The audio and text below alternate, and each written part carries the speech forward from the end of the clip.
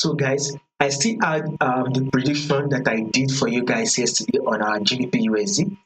To those that watched the channel here, that we did watch the analysis we did yesterday, you can see that our prediction was absolutely right. To those of you that are yet to subscribe or you've not yet watched this channel or this is your first time, I would advise you actually click on the subscribe button. You like, share, make your comments, and also you make sure you follow the Telegram channel so that once we drop 1 or 2 updates, you will not miss out on the updates. Now, if you take a look at this GBPUSD, yesterday I told you guys that GBPUSD will give us a bullish move, right? Then guess what market did?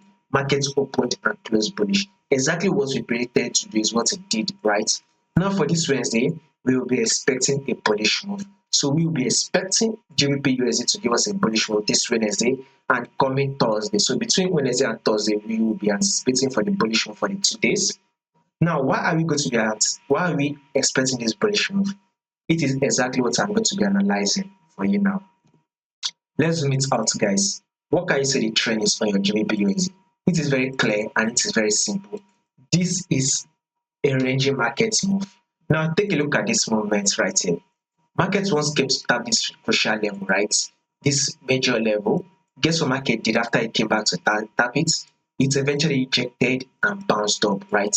Market eventually came back again to retest the same level. You can see that market came back to retest it, right? And guess what market did? Market rejected and it was bounced up, right? Now market has now come back to retest the same level again. Guess what market did, guys? Market rejected from this level and guess what it did? It bounced up, right? Now market has now come back to retest this level and guess what we'll be expecting? We will be expecting to bounce up again, reject and bounce up. So this is to tell you that this is a far potential bullish move we will be expecting on our GBPUSD. So are you in the buy right here? If yes, hold your buy position.